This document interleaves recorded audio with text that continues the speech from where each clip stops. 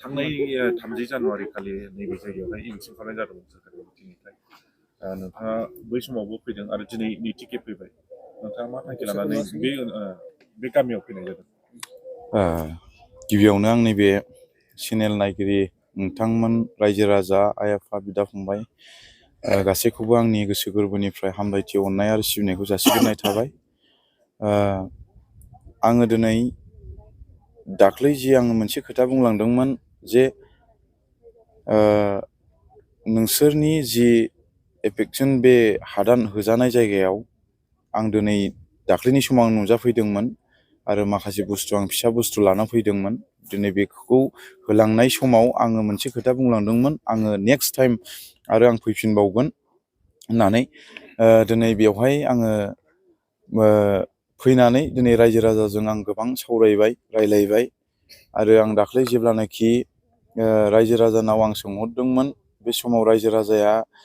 मा उसुबिदा दङ होनना बुंनायाव दिनै उन्दै उन्दै गथ'फोरनि फरायनायनि बेलायाव बा थानाय जानायनि बेलायाव जोंनो लाइटनि प्रयजन होननानै बुंनायाव दिनै आं फिसा बुस्थु जि लाइट बेखौ आङो लाबोनानै होफैबाय आरो दिनै आङो बे जायगायाव फैनानै आङो मोनसे जोबोद रंजानाय आरो खुसि आं मोनदों। बेनो जाहैबाय दाख्लै आं जेब्लानाखि बे मोनसे बुस्थुखौ आं लाबोना होफैदोंमोन थानो थाखाय खस्थ' होननानै बे प्लास्टिकखौ दिनै आङो जेरै सारिय'फाले आङो माने गोथां गोमो बेफोरबायदि आं नुफैनानै आं माने गारि सा आं बिराद माने गोसोआव रंजादों आरो आं बिथांमोनजोंबो सावरायबाय आरो बिथांमोना जि गावसोर थानो मोनदों बेवहाय माने बिथांमोना मोजां मोनदों आरो दिनै आङो बेखौनो आं खावलायदों जाहाथे जोङो बयजोंबो जोङो अनलायनानै थानांगोन आरो जों खौसेथियै जों आवगायलांनांगोन अब्ला जोंनि गावबा गावनि थांखिया मोनसे लामायाव जों सहैगोन होननानै आं सानो। नोंथांनि बे समाज सिबिनाय बे सुबुंफोरखौ अननाय हाबाफारि खामानि मावनाय बेखौ माखासे सुबुंफोरा नोंथांनि राजनितिक लाबालाबनि थाखाय नोंथाङा दा खामानि मावगासिनो होननानै गोबां मानसिया बुंखालायदों आरो गोबां मानसिया मोजां मोनदों बेनि सोमोन्दै। नंगौ गोबां मानसिफ्रा बुङो जेनेबा दाख्लै MLA जेब्लानाखि इलेक्सन जादोंमोन बे MLA इलेक्सनाव दिनै आङो सासे बिजाथि महरै आं नुजादोंमोन। बे बिजाथि महरै नुजानाया आंनि माखासे माबानि थाखाय नङा। दिनै आं रायजो राजाखौ नायनो बा दिनै रायजो राजाखौ अनसायनो होननानै आं बे खामानियाव ओंखारनाय जादोंमोन। दिनै आं जेन'बा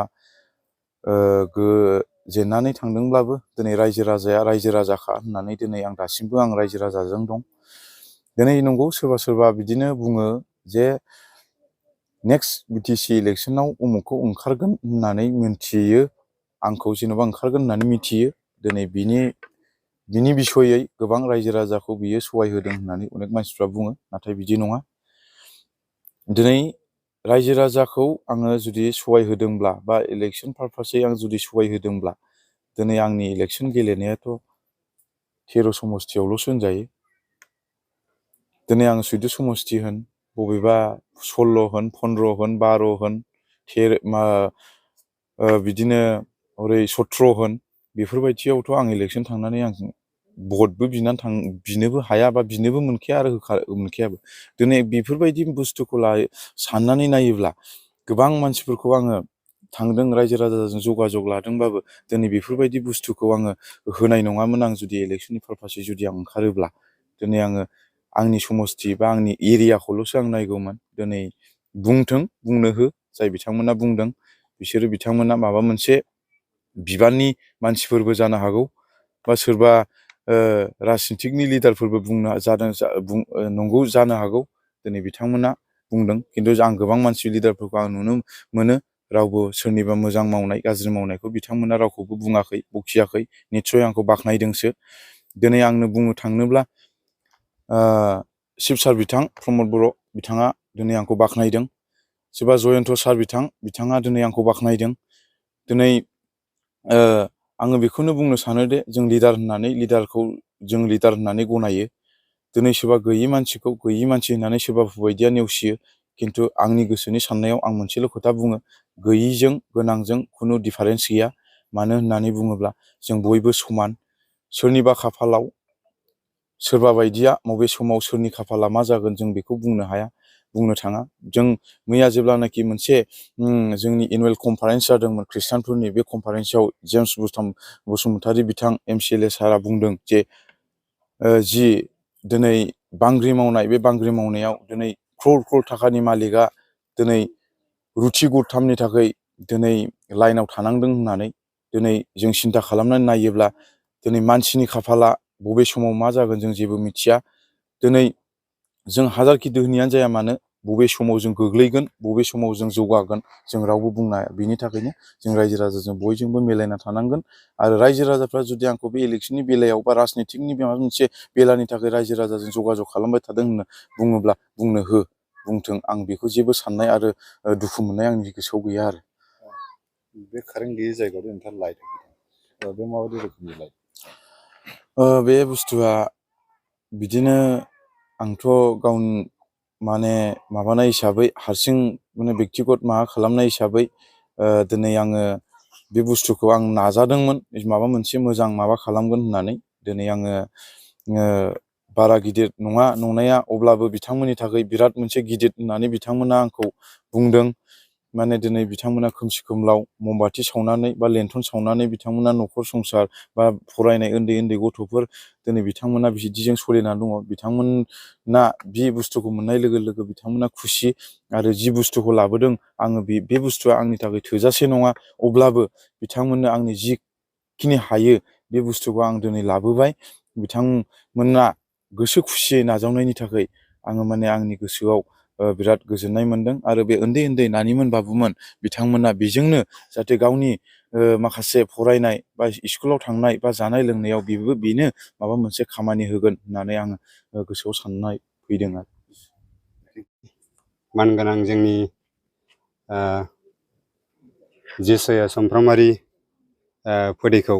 आंनि गोसो गोरबोनिफ्राय आं गेदेरथार साबायखर बावदों नैबे जोंनि 2 नं खालबारि आरो कलकातानि पाब्लिक जानानै आं बिथांनिसिम गेदेरथार रोजा रोजा साबायखर बावदों मानोना जोंनि गेजेराव दिनैहाय उन्दै उन्दै गथ'फोर फरायनायखौ नुनानै बिथांमोननि माखासे सुबिदा उसुबिदाखौ नुनानै बिथाङा जोंनि गेजेराव मोनसे लाइट लाबोदों सलार दा बिनि गेजेरजों जोंनि बे उन्दै उन्दै गथ'फ्रा बे लाइटखौ सावनानै फरायनायनि सुबिदाखौ लानो हागोन होननानै बिथाङा गावनि साननायजों बे गिदिर मोनसे गिफ्टखौ जोंनो होफैबाय बिनि थाखायनो आङो हामबाय होनदों जोंनि फोदै जेसया समफ्रामारिखौ दा जोंनाव बेवहाय बिथाङा 81 हिसाबै बेखौ लाबोनाय जाबाय गंफा गंफा हिसाबै बेसेबां थाखोआव फरायफुनाय फरायसाफोर दं बेवहाय जोंहा दङ थाखो 3 थाखो 4 आरो ओमफ्राय मेट्रिक फरायनायबो दङ बे रोखोम आरो मोनायाव लाइट सावनायनि थाखाय बिराद प्रब्लेम जायो दा इलेक्सन खालामनायनिफ्राय लानानै सप्ताथामसोआनो जाबायदां ना जाबाय बिदिनो बारबाय औ सरकारनि बिथिंनिफ्राय नोंसिनि नैबे जायगायाव थानो मोनैनि माखासे खोथाफोर रायज्लायनाय जादों नामा दा जोंनि गेजेराव सरकार बिथिंनिफ्राय बेयाव थानो मोननाय मोनैनि खोथाफोरखौथ' जेबो बुंफैयाखै सरकार तरफनिफ्राय बेबायदिनो जोङो रिपर्टफोरखौ जों मोनदों आरोखि माने सरकारा जेबायदि गावसिनि सायाव रुलफोर दङ बे रुलफोरखौ लानानै हाग्रायाव खामिनि थानाय रायजो राजाफोरखौहाय ओंखारनांगौ होननानै बिथांमोना बे आवाजखौ जोंनि गेजेराव होगासिनो दङ दा जों बेखौ मिथिनानै दं आरोखि थानाय जानाय बायदि प्रब्लेमफ्राव गोग्लैबावदों नामा दा थानाय जानायाव जोङो दा प्रब्लेम गोग्लैयाखिसै मानो होनना बुङोब्ला जोंनो दिनैहाय जेसया समफ्रामारियाबो जोंनो थोजासे जोंनो माइरं होफैदों आरो गुबुन गुबुन बिफाननिफ्राय दोलोनिफ्राय जोंनो थोजासे प्लास्टिक माइरं आरो थाव दालि बायदि रोखोम बेबायदि जोंनो होफैदों आरो मुवा बेसादफोर